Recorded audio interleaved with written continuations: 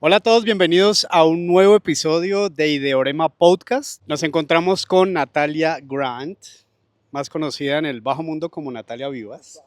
Yo estoy muy contento de tener a Nata en este espacio porque Nata para mí ha sido un referente de creatividad, de innovación, de locura, de teatro, no sé, un montón de cosas. Yo a Nata la conocí montando zancos en el colegio, pasado el año 1900. Vamos a hablar con Nata hoy sobre varios temas, creatividad, nos va a contar un poco de su vida. Bueno, Nata, cuéntanos, iniciemos, cuéntanos un poco qué has hecho, si quieres hagamos ese recorrido de lo que has hecho y en qué andas ahora. Yo llevo de 20 años dedicada a mejorar la experiencia de las personas con la tecnología, eh, pero me di cuenta que de estos 20 años en que he hecho periodismo digital, usabilidad, arquitectura de información, he tenido mi propia empresa, bueno, realmente lo mío es ser humanista.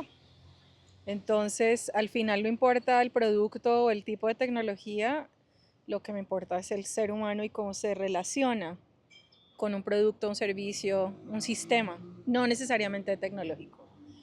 Eh, Ahora en que estoy en un proceso de redefinición personal muy profundo. Hace 2 años renuncié a una corporación en Estados Unidos. Yo trabajaba en Honeywell International, no, en Fort Mill, en el Carolina del Sur.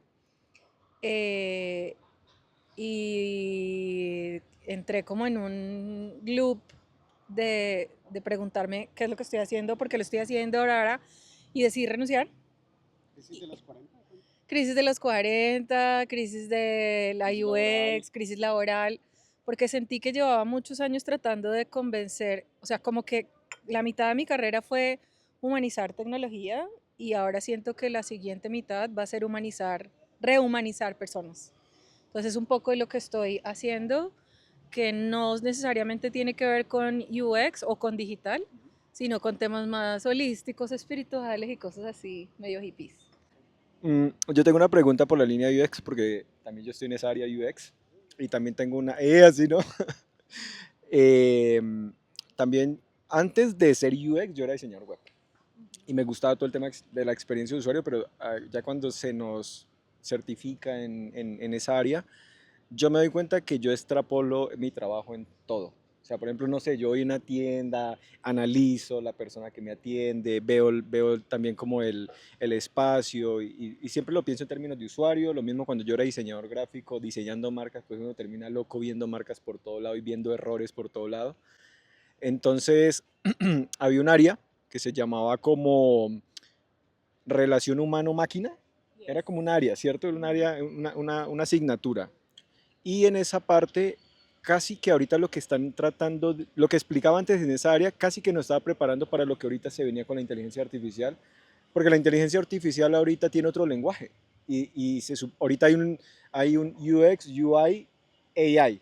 O sea, como diseñar para agentes o para inteligencia artificial, porque hoy en día ya los usuarios no, ya la mayoría de usuarios son humanos, pero ahorita los usuarios son IAs, que tú le dices, ve y págame tal cosa, o entra a tal página, cómprame tal cosa. Entonces, ahora se le está subiendo otra asignatura que es la experiencia de usuarios para inteligencia artificial, no solamente para humanos, sino para... Entonces, por ahí yo estoy por ahí estudiando algunas inteligencias artificiales donde tengo que aprender cómo ella guarda la información, ¿no? Esos Markdown, formatos planos donde ella ya tiene otro mecanismo de entender la información. Te quería preguntar por esa línea. Yo sé que está muy técnico el tema, muy ñoño, como para empezar un podcast como tan genérico, pero tengo esa duda antes de que me olvide la pregunta. Primero, no sé si todo el mundo ¿Por está dónde quiere empezar? enterado que UX significa User Experience o experiencia de usuario. Y mencionaste varias cosas que me hicieron pensar en 30 cosas a la vez, entonces Dale, voy a arrancar por la por donde quieras. primera, que, que eras diseñador web y luego fuiste UX. Entonces, y todos los conceptos que has mencionado, UX, UI, AI, todos estos son literal conceptos marketineros, eh, que yo le llamo un poco la pirotecnia de digital y demás. Pero cuando tenía estudiantes y les explicaba, para mí la primera diseñadora de experiencias fue mi abuela. Mi abuela es, eh, aquí caucana, Carmelita Vivas, Carmen de Vivas.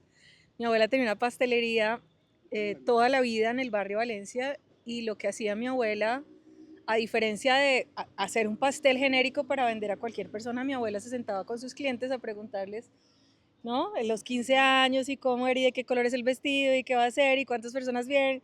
Entonces el punto con la experiencia de usuario es que se convirtió en un concepto vendedor para cosas que ya existían. O sea, la experiencia de usuario está desde quien ofrece un servicio en un hotel, el estar en un café, o sea, el concepto es súper amplio. Cuando se mete digital, de hecho lo mencionaste, interacción humano-computador o hombre-máquina como se llamaba, es el verdadero origen. Solamente que viene desde la computación y llega a marketing y se apropia del concepto UX. Entonces eso fue como echarle esteroides a algo que ya se hacía, pero desafortunadamente, pese a que esto tiene más de 40 años, pues no se está cumpliendo. Y lo veo y lo vivo en todos los escenarios en los que estoy, eh, porque se teorizó mucho en el momento en que ya está banalizado. Entonces es como, ahora hablan de agentic, ¿cómo es? No, ¿cómo se dirá? Experience, AX, AX. Primero la experiencia, y esto aquí va a ser filosófica o no, pretendo. La experiencia en esencia es humana porque se vive con los sentidos. Entonces una gente en esencia no vive experiencias, porque no siente. Pero como la experiencia se equiparó a diseño, pues entonces estoy diseñando experiencias o estoy diseñando interacción con agentes. Yo creo que lo veo más por la parte de interacción que experiencia, sí. Exacto, entonces eso es otro problema y es que en el mundo del diseño todos esos conceptos se empiezan a popularizar, yo les llamo tráfico de conceptos. Entonces yo ahorita dije, Apropiación de conceptos. no, tráfico. Entonces yo ahorita les dije, ¿cómo es? No, ni siquiera sé si es agentic o agentic, whatever. UX, entonces uno va, AX. Entonces vas y lo buscas y ahora te sientas en la junta directiva con no sé qué, a qué vas a hacer, entonces tráfico, y el señor de la junta directiva se lo lleva a los otros y tarara. Entonces terminas popularizando algo sin entender ni apropiarlo. Entonces, eso fue para mí el principal punto de quiebre de distanciarme de UX. Yo hace por lo menos 10 años ya no me considero UX. Me dedico full time a hacer investigación con usuarios y por eso me declaro humanista. Entonces, cuando alguien me dice es que voy a hacer el análisis con los usuarios, ¿cómo es? No, el user, el que es artificial. No, hombre, el nuevo synthetic users.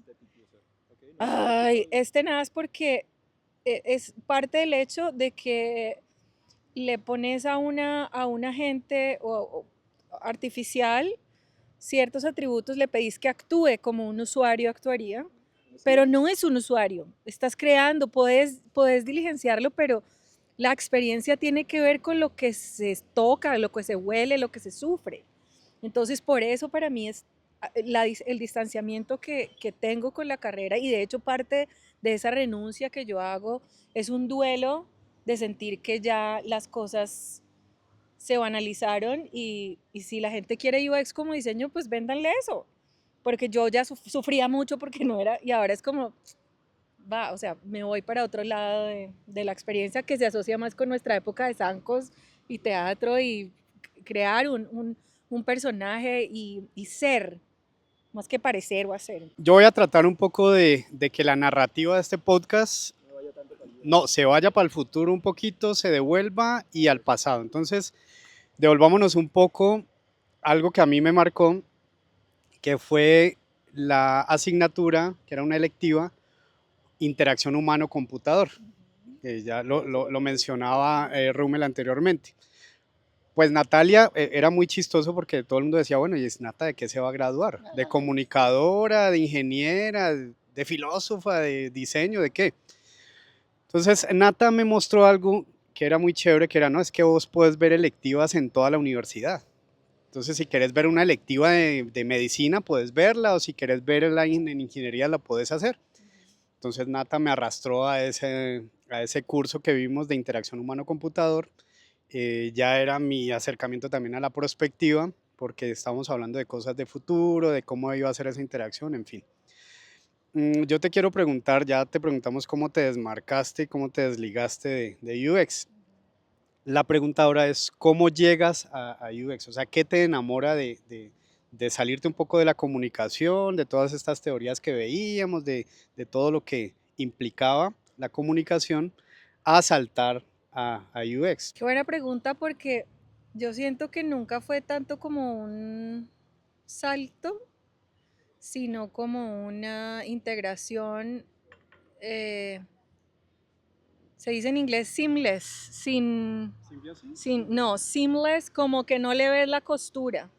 Entonces, cuando logramos, porque eso fue la primera vez que logramos que interacción humano-computador fuera aceptada en comunicación como electiva, esa pregunta me la hacían, pero es que usted se va a graduar de ingeniera. Entonces encontré por allá una vieja que se llama Katherine Hales, que tuve la oportunidad de conocerla, que me autografió un libro, que bueno, esta persona fue mi conexión entre entender que la comunicación y la interacción humano-computador no estaban tan lejos. O sea, al final lo que hacíamos o hacemos, hacíamos como comunicadores es entender una complejidad, ya sea de un problema político, social, público, abstraerla y entregarla de una manera que sea fácil de usar.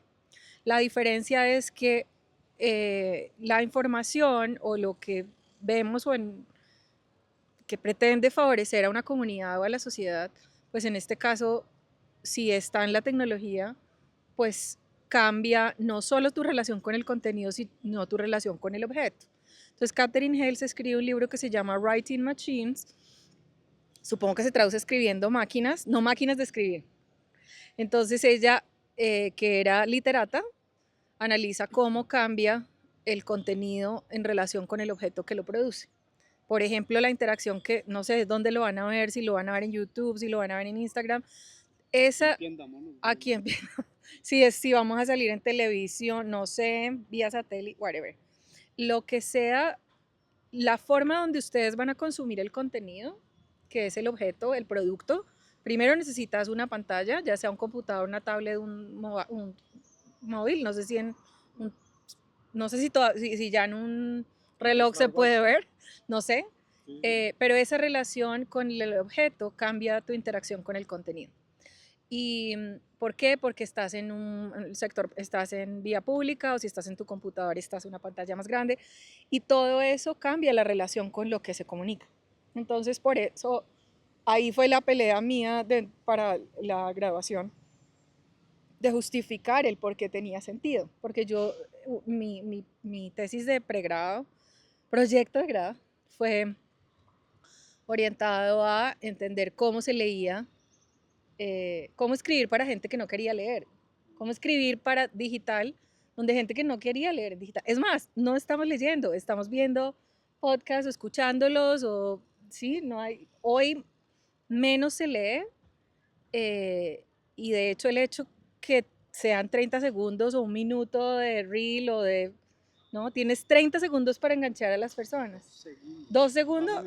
Oh, Dios mío, ya estoy vieja. ¿Qué opinas tú de ese concepto de que ahora el usuario ya no lee en el sentido de que, pues literal, yo disfruto un libro, disfruto como cierta ejercicio de lecturabilidad, sino que el usuario hoy en día con esa inmediatez que nos está dando la tecnología, pues está cada vez como sintetizando más la información, pero escaneando la información? No sé si has escuchado sobre esa parte. Es complejo porque cuando decimos el usuario, eh, es, hay multiplicidad de usuarios y de contextos. Entonces, yo digo que hay cosas que sí se leen, sobre todo cuando el usuario está en un proceso transaccional, donde depende de su flujo, del flujo que haga, depende su vida o su dinero. Eso lo lee. La letra chiquita. Y de hecho, la letra chiquita, de hecho, no mencioné eso al inicio, parte de todo este camino que he hecho, lo más reciente que hice fue Legal Design, por lo mismo, porque esas son cosas que la gente sí tiene que leer. Entonces, cuando estás diseñando para la lecturabilidad de lo legal, la simpleza y la claridad es mucho mayor. Entonces, la realidad es que la gente prefiere no leer más que no lee. Porque sí, o sea, es como, si me pasa, ¿no? Si yo prefiero leer un WhatsApp que escuchar el audio, pero prefiero ver una noticia en un video o en un audio que leérmela completa. A menos de que haya algo ahí en el que yo necesite tomar una decisión de vida o muerte o que el chisme esté demasiado bueno.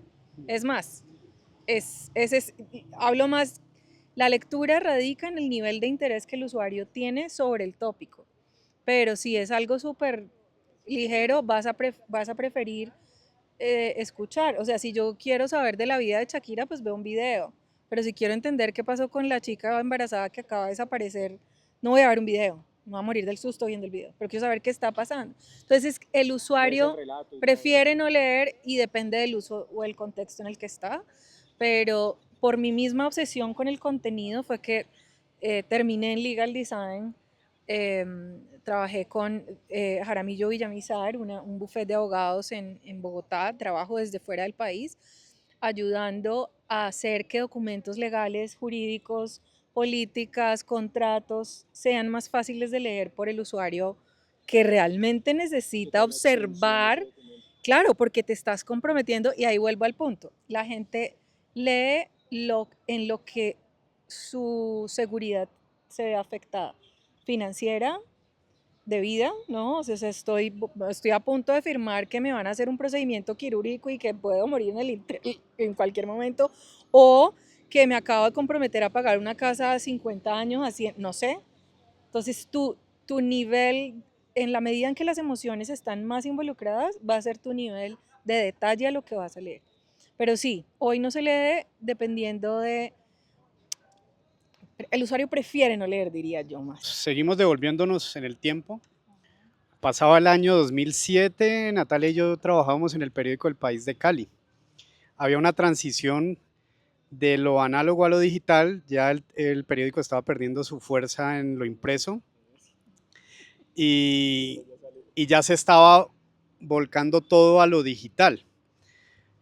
¿Cómo fue esa experiencia de llegar a este periódico que pues alcanzamos a estar ahí en su momento cumbre, yo creo cúspide, ya empezando el descenso? ¿Cómo fue esa experiencia y qué te dejó el trabajar en el periódico El País? Porque éramos niños, ¿no? Éramos muy chiquitos jugando al trabajo. Ay, no sé cómo responder esta pregunta porque la vida, para mí el trabajo en el País de Cali fue una experiencia de vida asociada más a la ciudad. Eh, Porque pues nosotros éramos de Popayán y aunque viví la mitad, yo digo, de mi vida y infancia entre Cali y Popayán, eh, nos tocó vivir la ciudad de otra forma, o sea, estar en una ciudad en el que eh, se elige a un alcalde invidente, había crisis de las basuras, ver basuras, guerra de basuras en el centro, eh, tener que cubrir situaciones como el secuestro de los exdiputados y el secuestro y la muerte de los diputados. O sea, lo que yo viví más allá del periódico en sí mismo era del enfrentarse a la realidad de un país como el nuestro. Y si bien fue una de las experiencias de vida más importantes, yo siempre decía, esta, nuestra historia como país necesita ser contada, pero yo nunca me sentí como la más indicada para hacerlo. Yo salía a entrevistar al hijo de un secuestrado y yo salía y lloraba en el carro y yo decía, Dios mío, y llamaba a mis papás, por favor, pase. Entonces, eso es una realidad muy difícil de enfrentar y llegar allí fue sobre todo pues por mi interés en lo digital. De hecho, gracias a Renata Cabrales, que fue profesora nuestra en la Universidad del Cauca, la Rena. Rena confió mucho en nosotros y con nosotros me refiero, primero se fue Carlos García, también compañero de comunicación social, luego estuve yo, después volví con el tiempo a ayudar al rediseño, de nuevo la relación de los usuarios con el contenido.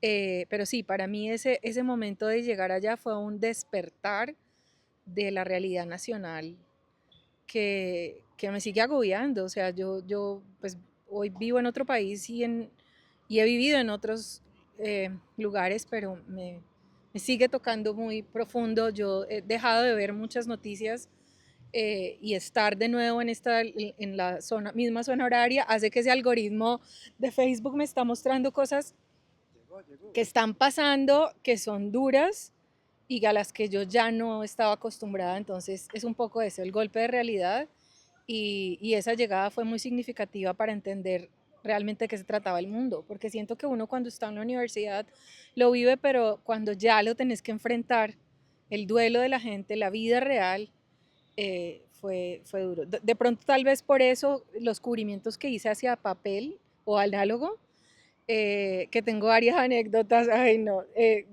como mi pasión era la tecnología, pues yo cubría eventos de tecnología. En esa misma línea, en el periódico, ¿qué anécdota te marcó fuerte? ¿Puedes contar una anécdota? No me la esperaba. Me encanta tu pregunta. No, sí, tenés la otra ahí.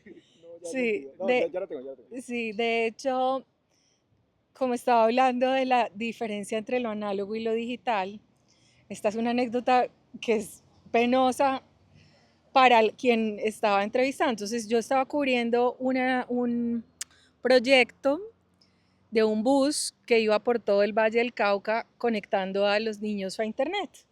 Y este proyecto, antes de que existiera video digital, o sea, es que esto era 2005, 2006, sí, no, era una vaina. Entonces estaban llevando este bucecito que conectaba a la gente y ellos necesitaban una financiación que eran como 50 millones o algo así. Y a mí, como esto iba para impresos, nosotros teníamos un destacado que era cifras y se me fue un cero de más. Entonces estábamos haciendo un artículo donde ellos estaban pidiendo 500 millones o más, yo no sé cuántos ceros, y lo revisó el editor, lo revisó todo, y el artículo divino, espectacular, pero el destacado exageraban el monto que ellos necesitaban. Y al otro día recibo un correo de muchas gracias, qué bello el artículo, pero la plata que necesitamos es menos, entonces como que el qué miedo que ahora la gente diga que todo está plata, y yo era como, ¡ah! Entonces en análogo ya no, yo pues online fui y borré el cero, pero eso ya habían miles de ejemplares, entonces esas son cosas que también, millones. Es un error en editorial, es carísimo. Claro, entonces esas son lecciones que ya los pelados pues no las viven, entonces uno sí vivió con ese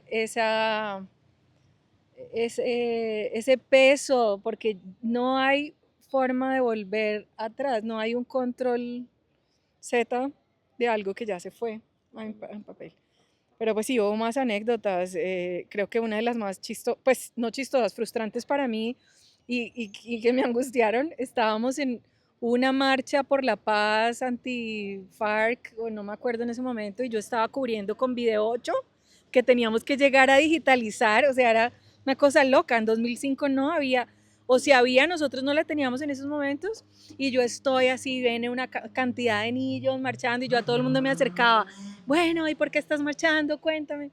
Y de repente me acerco a unos niños y yo le digo, hola, ¿por qué estás marchando?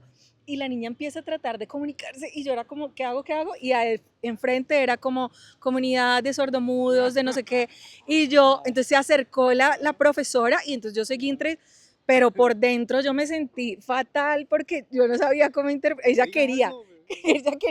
Entonces ya la profe me explicó y hablaron en señas y se volvió en algo más especial, pero pues son ese tipo de anécdotas. Hablando ya como en la parte de las noticias y del nuevo periodismo digital, en donde pues ya, digamos, tú ya no diferencias un fake news de la realidad. Es decir, ahorita puede aparecer cualquier tipo de catástrofes y uno puede asumir que, pues bueno, es que la IA ya es un nivel de realismo que es muy difícil distinguir y que ciertos medios, tengo mis teorías conspiranoicas de guerras que no han sido de la forma como se ha mostrado, sino que ahorita pues mediante esta singularidad, de alguna manera se aprovecha como para crear ese tipo de fake news. No sé tú qué opinas en ese punto. Me cuesta opinar, más que opinar, siento y estoy aterrada, abrumada, sobre todo ahora que estoy cerca a, mi comunidad local. O sea, y eso es un llamado a todos los que están con sus papás, adultos mayores y primos, y que hay que ver el algoritmo como los tiene, porque estás consumiendo contenido y es un montón de contenido artificial, pero nadie te está enseñando a diferenciarlo. Yo tenía un amigo en el departamento de innovación cuando trabajaba en Honeywell que decía que hay que ir a la fuente original. Entonces él decía que él no consumía nada de contenido en redes sociales. Él no tenía ni redes sociales. Ahora, eso porque había criterio, pero no, la gente de a pie pues no lo va a tener. Entonces, si hay un compromiso, una responsabilidad que los comunicadores tenemos, ya sea dentro de una institución o no, es enseñar a ir a la gente a la fuente. Entonces, es muy chévere, por ejemplo, ver, no sé, a mis papás que son mayores de 70 años preguntarse, ¿esto será verdad o será falso? Eso, cuando el solo hecho de que ellos lo ven y dicen, esto es AI, ya habla de que se ha hecho un trabajo. Pero hay cosas, la línea es muy delgada y por tanto, encontrar ¿cómo se dice? El recurso fuente, ¿si era recurso fuente? No. Claro, cuando uno dice el momento en el que eso se surgió, ahorita estamos con el volcán activo y yo veo un montón de fotos sensacionalistas. No, no, no, el primer semestre de periodismo, la fuente primigenia, por decirlo así, donde surge el contenido. Entonces, claro, ¿qué pasa? A mí me dijeron el volcán, la ceniza del movimiento y hice like en algo y se me llenó el algoritmo de fotos del volcán. Así. Se me llenó de ceniza, así que Facebook está lleno de ceniza. Entonces dije, bueno, ¿cuál es la fuente? Servicio Geológico Colombiano y puse en inglés. Puracé Volcano Activity, a ver qué salía para ir a la fuente original y entonces aclarar a los que estaban al lado si esto es sensacionalismo o no. Pero esa es una responsabilidad que deberían tener los comunicadores, pero también empieza a ser una responsabilidad individual. Yo estoy aterrada, o sea, yo no sé, más que una opinión es un pánico escénico mal del AI o IA, porque sí, lo uso para cosas que son muy banales, pero me preocupa la cantidad de gente que está metiéndole datos tan personales y eso se va a salir de las manos en cualquier momento. Entonces yo soy sí de ser tecnofílica, de la tecnología, la. Cuando yo digo yo soy humanista, estoy más preocupada por lo que va a pasar en la sociedad y en los individuos que en lo que está pasando. Bueno, obviamente, por la tecnología. Entonces siento que nuestra labor va a ser rehumanizar a la gente ante esa situación. No, Nata, tengo acá este objeto. Yo sí sabía que iba a lograr algo en ella. Entonces, cuéntanos un poco esa experiencia de pasar de lo análogo a lo digital. Nata tuvo su tiempo hipster también, como de devolverse en lo retro, también con la tecnología de punta. Entonces, cuéntanos si eso te trae algún recuerdo, a dónde te transporta. No has visto el juego, ¿no? ¿Qué juego es? Zelda. Funciona. Ay, no, qué belleza. Es muy chistoso porque, a ver, yo estoy casada con un gamer y, y pues yo jugué mucho. Mi papá, yo le pedí a mi papá cuando la primera vez que fue a Estados Unidos, quiero un Game Boy, porque lo había visto en alguien del barrio. Y a finales de los 80s o a principios de los 90 era muy raro que alguien tuviera Game Boy en Popayán. A mí no me lo dejaban llevar al colegio, nada. Y cuando una vez me lo llevé de volada, el Game Boy, una amiga del colegio me dijo, mi vecino tiene uno. Y yo, no puede serla. Entonces, bueno, con el tiempo me fui a donde esta amiga Isabel Ortega, que vivía en Loma Linda, y yo estaba en el balcón cuando pasa un peladito con el uniforme del champañá jugando con el Game Boy y unos audífonos y yo, hola, hola, hola, yo también tengo Game Boy, ¿qué juegos tienes? Y entonces él tenía los Tiny Toons, yo tenía solamente Donkey Kong, bueno, no me acuerdo. Entonces intercambiamos, fue el primer niño que me llamó a mi casa, mi mejor amigo del colegio, ahora ya estamos distanciados, Juan Manuel Caicedo, también pues un geek, trabajó en el CERN, en el colisionador de hadrones, bueno, de Popayán para el mundo, en el CERN. Entonces, Juan y yo nos volvimos muy amigos, fue como mi primera relación, ¿cómo se dice? Mi primer amistad mediada por la tecnología. Entonces, el Game Boy fue para mí lo máximo y jugué mucho. Hoy soy muy fan de los juegos casuales y también juego con mi esposo Fortnite y mis sobrinos y Minecraft.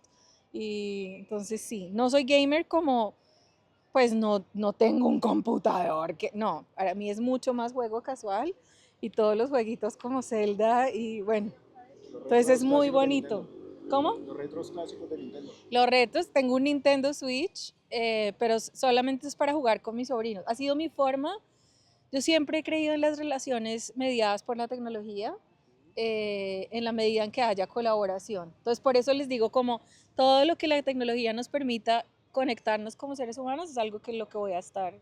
Entonces, sí, yo me acuerdo que vos me prestaste este juego porque lo amaba y nunca lo tuve porque era caro en esos momentos tener eso. Ay, qué emoción. Claro, claro, eso. Pues no sé si están ricachones o afortunados. Pues no eran los niños los ricachones, ¿no? Sí, de hecho, tengo que buscarlo porque yo debo tener el mío. Lo que no sé es si tengo el cable para cargarlo. Pero sí, hoy juego Tetris. Hay un juego que se llama ¿cómo es? Blaster, no, se me olvidó por ahí. Tengo mi celular que es como un Tetris, pero que ya viene con muchas cositas para el teléfono. Entonces sí, ahorita estamos justo con mi esposo buscando qué juego podemos hacer, pues porque no me traje mi computador, entonces algo que en la tablet podamos jugar mientras estamos lejos. Entonces eso me parece muy chévere y sí, el juego para mí, soy fan, coleccionamos juegos de mesa y muchos amigos que hice en Estados Unidos y que ahora estamos haciendo en Finlandia son eh, gracias a los juegos, entonces para mí es lo máximo. Nosotros tenemos una premisa con los talleres creativos que nosotros hacemos y yo lo vengo reflexionando hace mucho tiempo sobre el tema de la inteligencia artificial. Desde pandemia yo trabajo remoto y una de las cosas que de pronto, o un skill que se pierde, ya hablamos de skill, de agente, entonces yo digo de skills humanos, es que uno ya no tiene ese contacto directo con el partner de trabajo, ¿no? O sea, con el equipo. O sea, por ejemplo, yo me reunía como con 25 o 30 diseñadores, pero remoto. Y teníamos una reunión cada, no sé, cada 2 meses en Plaza Claro. Entonces, a raíz de eso, mi disciplina tuvo que ser muy, muy eficiente. O sea, porque trabajar remoto no significa que vas a estar más relajado. Antes te doblas en trabajo porque tienes que reportar, tienes que tener muchas cosas de seguridad que tienes que pues, garantizar en tu trabajo. Y frente a ese skill yo me vi, o sea, primero, cosas que yo fui haciendo, no trabajar en mi casa, porque no diferenciaba como el horario de oficina versus estar en tu casa, es como que puedes trabajar hasta las 10 11 y no disocias ese horario. Otra cosa, pues las habilidades de comunicación, las habilidades de trabajar en equipo, todo ese tipo de cosas lo fui detectando y conforme la tecnología pues como que nos permite tener más accesibilidad, más conexión, más interconexión, más facilidad de trabajar en equipo de manera virtual, también hacia el otro lado se va como perdiendo estas otras habilidades o se van olvidando, porque pues digamos, claro, si tú estás trabajando remoto todo el tiempo, pues ya no estás con ese skill de ver frente a frente a tu equipo, de trabajar en equipo. Entonces los talleres creativos vino siendo una reflexión mía de Alejo frente a lo que está pasando en la individualización del trabajo, ¿no? O sea, como que cada uno por su cuenta, ya la empresa, pues allá la empresa, yo estoy acá en mi trabajo remoto, si me sacan de acá me voy para otro. Y entonces, frente a ese fenómeno, los talleres de creatividad hemos querido que la parte creativa, que es la parte en la que nosotros pues trabajamos, nuestra profesión, pues tenga esa autonomía frente a la inteligencia artificial que te dice, resúmame un libro, sintetiza, meta la información. Entonces yo pienso que la mente, si no se entrena, también se atrofia, o ese músculo creativo que hablamos con Alejo, si no lo entrenamos nosotros, pues estamos buscando cada vez como una inteligencia artificial que nos solvente estas estrategias o esta forma intelectual de trabajar. Bueno, con ello es por eso que nosotros hemos creado estos talleres de conectarnos con emprendedores de la ciudad, nos acerca, nos conecta, conocemos más del negocio del otro. Otra premisa que tenemos sobre los talleres creativos es que quien va a ese taller creativo no tiene el control del taller, o sea, no es mi palabra contra los demás, sino que yo tengo que respetar la opinión del otro, tengo que escuchar, estar abierto, lo que tú decías, aprender a escuchar. Son componentes que si uno los ve en un trabajo en equipo, se desarrollan sí o sí en ese espacio, no en otro, no en la virtualidad. La virtualidad generalmente tú estás en una reunión y pues te puedes distraer fácilmente, ¿no? Puedes estar ahí como en tercera persona, pero estás revisando un correo, viendo un video, haciendo otra cosa completamente diferente y como si no tienes cámara que te vean, pues puedes decir que estás ahí. Frente a eso, entonces, digamos que los talleres vienen siendo ese refuerzo y ese discurso que yo pienso que en la medida que pasa el tiempo cada vez toma más fuerza ese concepto de unificarnos y de trabajar pues digamos en Popayán. Frente a eso, no sé si tú has reflexionado alrededor de eso, ¿no? Del trabajo remoto frente al trabajo en equipo. ¿Qué opinas tú de esa parte? Pues yo tuve la oportunidad de trabajar remoto antes de que fuera mainstream, antes de que todo el mundo trabajara remoto porque la pandemia, Entonces, cuando uno empieza a trabajar en equipos globales, lo remoto es lo más natural, eh, y también se pueden crear nuevas formas de estar juntos. Y esa fue para mí tal vez la crisis de trabajar en pandemia, cuando el equipo no estaba entrenado para aprender a estar juntos remoto. Si me preguntas, yo soy de las que prefiere estar presencial 1000 veces, haciendo un taller, pero aprendí, la vida me llevó a moderar talleres y a moderar encuentros con espacios híbridos. O sea, recuerdo fue rediseñando el sitio web de la Universidad Pontificia Bolivariana, que tiene sedes en 4 o 5 ciudades, ya no me acuerdo cuántas, y teníamos que hacer un taller de redefinir todo un producto digital, como es un sitio web de una universidad, con decenas de departamentos, y tener gente en otras ciudades, en sus computadores, y nosotros en presencial, y poder interactuar juntos. Eso requiere unas destrezas que no todo el mundo está preparado para tenerlas. Y lo mismo, no todos los gerentes, ahora que mencionabas, porque estás distraído, porque estás con las cámaras activas o no. Yo descubrí, gracias a la pandemia, o desafortunadamente, eh, que soy neurodivergente. Yo no puedo estar más de 20 minutos en una pantalla porque ya perdí el foco. Entonces, si no tenés una presentación que me cambie de inmediato el ritmo. claro, yo no puedo enfocarme, 20 minutos estás hablando, ¿no? Entonces, en la misma medida, bajo esa misma discapacidad, le llamo yo, porque no todos tenemos, o sea, somos habilidades múltiples, yo no tengo esa habilidad, pero la vida me llevó a liderar, a ser la directora de producto, viviendo en California, donde todo el equipo estaba en Manizales y Australia. Entonces, nunca había, ese es el momento en que no conozco, hola amigos de Playbox, no soy yo. De hecho, cuando una vez subieron fotos de un evento, yo me los imaginaba más pequeñitos, más grandes. O sea, la relación con el cuerpo cambia. Y verlos en video, ya, o sea, en un parque, y era como, no, si solo te ves de aquí para acá y no sabes cómo son, muero por conocerlos, ojalá la siguiente vez que pueda ir a Manizales y encontrarme con ellos, pero creamos, los gringos le llaman icebreakers, y luego, o sea, escenarios donde puedes hablar de la vida, donde la gente nos llevaba a diferentes lugares o regiones, o que nos hablaran de sus espacios, porque aprender a estar juntos en lo digital es algo que yo ya hacía, como vimos con el videojuego. Entonces son retos que son otras habilidades que requieren las habilidades blandas virtuales. Y es difícil, si a mí me preguntan, yo prefiero congregarme. Pues les estaba contando detrás de cámaras que el último taller que di en Colombia, fue presencial, todos los talleres los había dado virtuales o los había dado en Estados Unidos con grupos muy chiquiticos, pero cuando lo di, terminé y me dieron ganas de llorar. Y ese es el ser humano que, pucha, hace rato no me conectaba con la gente, nos cogimos de las manos y era como, esto es algo en lo que de nuevo le llamo rehumanizarlos, pero uno puede buscar esos espacios digitales y aprender de los que lo hacen muy bien. Y creo que Google es uno de los ejemplos. Tengo amigos que en épocas de la pandemia había talleres de aprender a hacer velas con los otros amigos, que era parte que organizaba la misma organización. Entonces, creo que sí son retos que hay que asumir.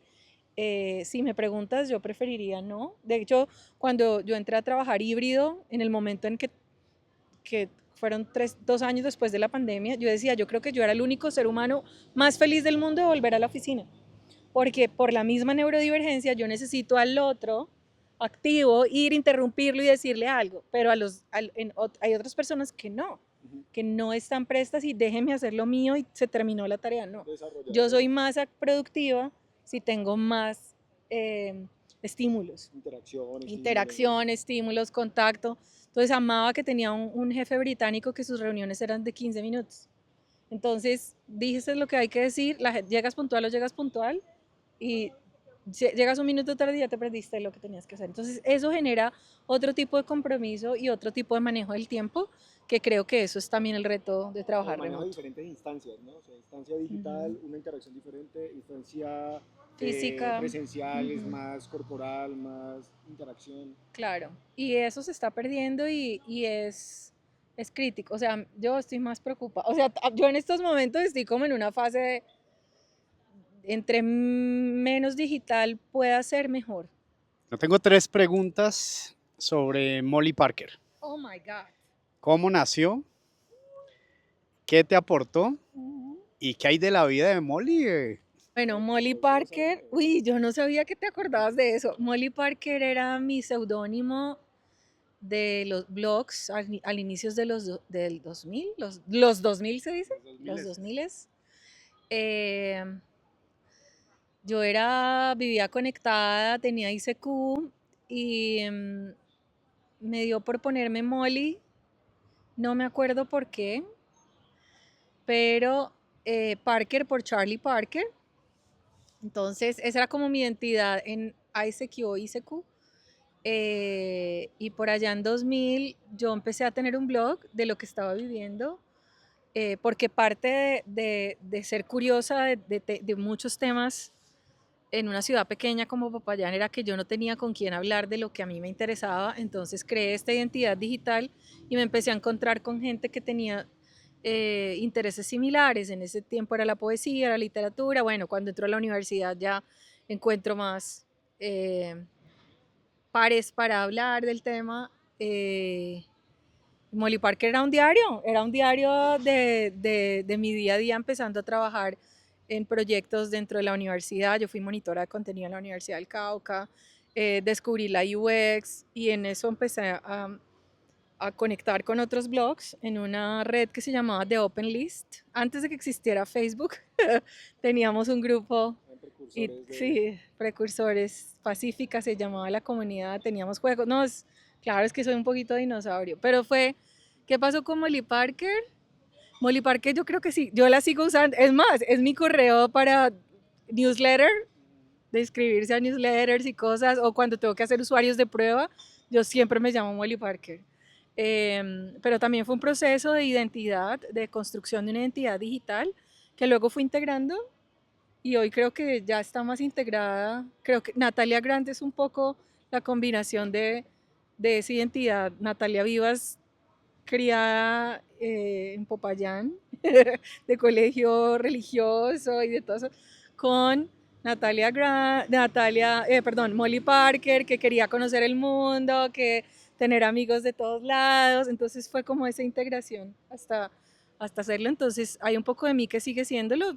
Seguí escribiendo poesía, de hecho he leído más poesía que de usabilidad y he escrito y publicado más de poesía que de usabilidad, que eso es algo que tengo un pendiente también de publicaciones que iniciaron aquí en la Universidad de Cauca. Detrás de cámara nos contabas una experiencia de un taller que habías hecho, como el tema de sacar a la gente de confort. ¿Nos quieres contar una experiencia de un taller que tú hayas tratado, que te haya, pues, como que quieras destacar aquí y compartirlo? De hecho, algo que me olvidé de mencionar al inicio, yo soy muy mala presentándome. eh, yo tengo una maestría en imaginación aplicada de la Universidad de las Artes de Londres y en esta maestría yo aprendí un montón de técnicas para sacar a la gente de su zona de confort. Entonces, detrás de cámara les estaba compartiendo varias cosas que hice, donde combinaba eh, metodologías de design thinking y demás con experiencias teatrales que vivimos. O sea, y creo que eso es una de las cosas muy lindas que me dejó esta maestría, es crear tu propia teoría. Mientras el pregrado fue lea teorías y genera el pensamiento crítico, este es cree sus propias teorías a partir de la conjunción o la integración de diferentes elementos. Entonces, he tenido muchos talleres interesantes, pero el último, para enseñar al trabajo en equipo y la comunicación, lo que yo hago es que la gente viva o que mis talleres sean experienciales. Entonces te voy a hablar de comunicación y te voy a tapar los ojos y voy a decirle a tu líder que te lleve de la mano, apunta, o sea, vas de espaldas y tenés que guiar al otro que está, porque es un poco así. Muchas veces cuando estás a cargo de un equipo vas a ciegas, perdón, muchas veces cuando llegas a un equipo nuevo llegas a ciegas y hay alguien que te está orientando para dónde ir. Entonces yo convierto esos escenarios en escenarios vivenciales. Para un taller de escucha, hago que la gente no tome notas, se tape los ojos, lleve las preguntas y tiene que recordar lo que los otros están haciendo. No, hay muchísimas técnicas. De hecho, hay algo que aprendí que se llama psicogeografía. De nuevo, tráfico de conceptos. ¡Ring! Y es como puedes mapear algo desde el punto de vista psicológico, pero lo tenés que vivir. A mí nunca me dieron teoría de psicogeografía, a mí solo me mandaron, vaya, camine de aquí a allá y qué siente de aquí a allá y qué observa. Y a mí me mandan a pie, al otro lo mandan en bicicleta y el otro se va en carro. Entonces esos tres mapas de tu realidad dependen de nuevo del canal, el medio en el que estás. Entonces lo que trato es de articular todos esos saberes con cosas que fui aprendiendo en talleres de clown, de teatro, incluso canto lírico, en talleres de la respiración de pilates. O sea, yo pongo, incluso hubo un taller, una de las cosas más duras y que fue un poco la razón por la que yo empecé a estudiar innovación, es porque yo veía que la gente siempre recaía en las mismas ideas. Entonces yo era mentora de Startup Weekend, entonces que llegaban con la idea, el Uber para perros, el Airbnb para gente de la mediana edad, y yo, parce, y lo nuevo, o sea, El Rappi de la salud. el Rappi de la salud, no, que creas. Entonces, volver para hacer que la gente, o sea, uno de los grandes retos es cómo hacer que la gente cambie la perspectiva y genere nuevas ideas. En imaginación aplicada se trata de eso. Para generar nuevas ideas, pues tengo que dejar correr mi imaginación, pero empezarla a acotar. Entonces, lo que pasa cuando das una idea súper descabellada es que alguien dice, no, eso no es plausible, eso no es rentable, has pensado en esto. Acá es, ¿qué harías si tuvieras todo el presupuesto y el tiempo? Y eso resuelto. Claro, entonces hay dos maneras en que se puede aproximar y es para generar esas salidas de la caja, o pongo muchas restricciones, entonces, ¿cómo invéntate un producto nuevo pero no hay gravedad? Entonces, estas gafas, ¿qué harías si no hubiera gravedad? Entonces le generas una restricción. Ahora pones esto de hecho me encanta. Es un...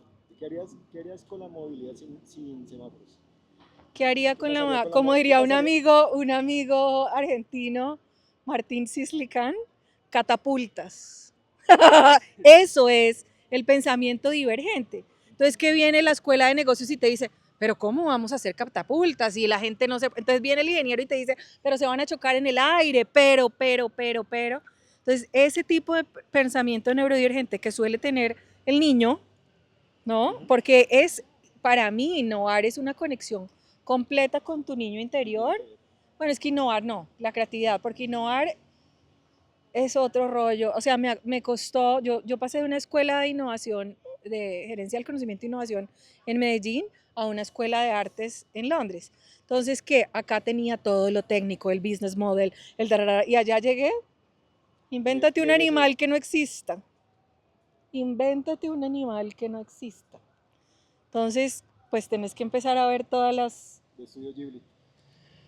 Y ahí es donde aplicar, y cuando lo empezás a aplicar, no lo aplicás que ese es otro problema cuando la gente está emprendiendo, y es que está esperando tener las mejores condiciones o el mejor escenario para ejecutar. Yo tenía un amigo, o tengo un amigo, no sé si todavía lo tengo, hola, que quería sacar un negocio de sopas, y yo, bueno, pongo 200.000. No, pero es que yo quiero en la esquina de no sé qué y con las mesas no sé qué. Y yo, no, para hacer sopas no necesitaba unas mesas, ni un local. Entonces, ese tipo de eh, eh, ¿cómo se dice? Eliminar las restricciones o ponerte muchas restricciones que hagan que vos tengas que hacerlo. De hecho, en uno de los talleres, volviendo a la pregunta, eh, yo les ponía diferentes objetos en las mesas y les decía, bueno, me acuerdo, un carnet estos carnets retráctiles de cuando uno se va a registrar, el carnet que pipi, ven, el badge, la identidad. Yo, bueno, te acabas de encontrar esto en el fondo del mar, ¿qué uso le darías? Pues empieza el buzo, y entonces ahí tenés que empezar a buscar todas las posibilidades, porque tenés que investigar cuáles son las condiciones en el mar para que eso flote o no flota, o si es retráctil o no es retráctil, tenés que buscar. Entonces, ese tipo de provocaciones para que la gente piense de una manera diferente. Vamos con la sección Señor Cara de Papa. Señor Cara de Papa tiene en su interior unos conceptos o alguna disertación desde algún punto de vista sobre la creatividad o sobre el juego o sobre algo referente a lo que estamos hablando. Entonces vas a tomar uno, lo lees y nos das tu opinión al respecto. Necesito las gafas de leer. No, mentiras, yo puedo leer. La creatividad necesita curiosidad radical. La curiosidad es la fuerza que empuja a explorar lo desconocido. Sin preguntas incómodas no hay descubrimientos ni innovación. Las personas creativas no se conforman con respuestas fáciles, buscan preguntas más profundas. Referencia, Carl Sagan, pregunta, ¿la creatividad comienza con respuestas o con preguntas? Cha, cha, cha, chan. De hecho, diría que con preguntas. Volviendo a lo que estaba hablando de mi maestría, eh, toda, como todo el primer semestre fue aprendiendo a hacer una pregunta. Y para hacer la pregunta necesitas investigar. Y ese es el otro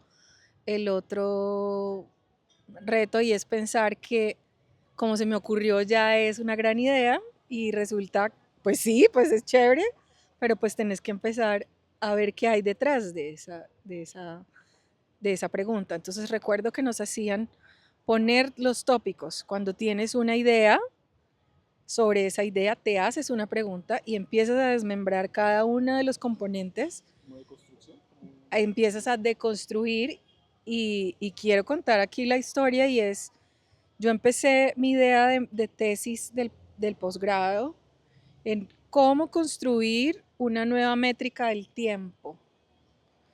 El tiempo que nosotros vivimos es gregoriano, ¿qué es? Son 24 horas, 12 meses, 30 días, 60 segundos, eso viene de gregorianos, cuando la gente madrugaba y se acostaba a las 6 de la tarde y la fábrica cambia. Entonces, ¿qué pasa?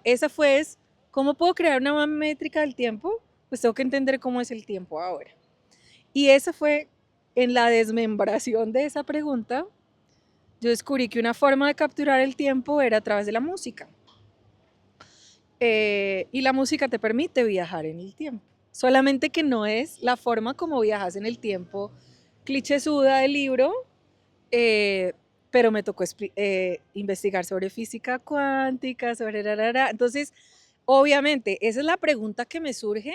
No llego con la idea, voy a crear una nueva métrica del tiempo, es cómo crear.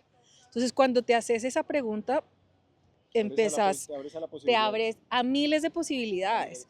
Entonces, cada nuevo camino me iba a llevar, bueno, ¿por qué la gente pierde el tiempo? Porque el tiempo hoy no se siente en lo físico. Entonces yo dije, una intervención, porque el supuesto balance vida-trabajo, yo era muy workaholic, gracias a Dios estoy rehabilitada, ahora ni work ni holic. Eh, y yo decía, ¿cómo hago para que la gente se dé cuenta de la cantidad de tiempo que está perdiendo o que está invirtiendo? Entonces, listo, vamos a usar con bombas de jabón. ¿Cuántas horas trabajaste hoy? Con bombas de colores como paintball, pero con bombas y colores. Listo, hoy trabajé 24 horas y te voy a dar contra una pared 24 veces. Entonces, si es, y con la familia estuviste una hora, te pongo bombas congeladas con un tema y te pongo bombas tibias y otro color. Entonces, ese tipo de pensamiento empieza a partir de preguntas. O sea, Como el qué pasaría si. el qué pasaría si. ¿Cómo hacer? ¿Qué pasa si? Entonces, creo que es mi opinión, pues, que era lo que me preguntan, es que hay que aprender a hacer preguntas. Y mucho de lo cuando daba clase es enseñar a hacer una pregunta. No sabemos hacer buenas preguntas. Y por eso creo que uno de los factores fundamentales de la comunicación es que no se enseñan a hacer preguntas. Bueno, espero que sigan enseñando a hacer preguntas. En mi época no enseñaron a hacer buenas preguntas. Te hemos hecho preguntas.